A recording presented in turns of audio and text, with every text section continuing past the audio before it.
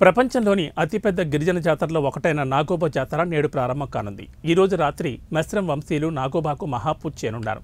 కేస్లాపూర్ నాగోబా జాతర ఫిబ్రవరి 4 వరకు కొనసాగనుంది. జాతర నిర్వహణకు తెలంగాణ ప్రభుత్వం భారీ ఏర్పాట్లు చేసింది. 600 మంది పోలీసులు బందోబస్తు నిర్వహిస్తున్నారు.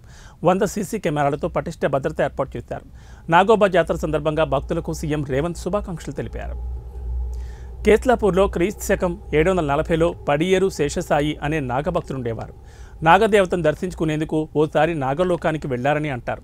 నాగలోక ద్వారపాలకులు శేషసాయిని అడ్డుకుని దర్శనానికి వీల్లేదన్నారట. నిరుత్సాహానికి గురై తిరిగి పయనమవుతూ పొరపాటున నాగలోకం ద్వారాలను తాకారట.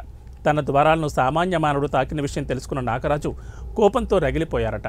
విషయం తెలుసుకున్న శేషసాయి ప్రాణభయంతో పురోహితుని కలిసి నాగరాజును శాంతింపచేసే మార్గం తెలుసుకున్నారట. అలా 7 కడవల ఆవుపాలు, పెరుగు, నెయ్యి, తేనె, బెల్లం, పెసరపప్పు తదితర 7 రకాల నైవేద్యాలు సమర్పించి 125 గ్రామాల మీదుగా పయనిస్తూ పవిత్ర గోదావరి నీటిని తీసుకొచ్చి నాగరాజుకు అభిషేకం చేశారట. ఆయన భక్తికి మెచ్చిన నాగరాజు కేస్లాపూర్లో శాశ్వత నివాసం ఏర్పరచుకున్నారట. ఆ స్థలమే నాగోబాగా ప్రసిద్ధికెక్కింది. ఆనాటి నుంచి గిరిజనులు ప్రతి సంవత్సరం నాగరాజు విగ్రహానికి పూజలు నిర్వహిస్తూ వస్తున్నారని చరిత్ర చెబుతోంది.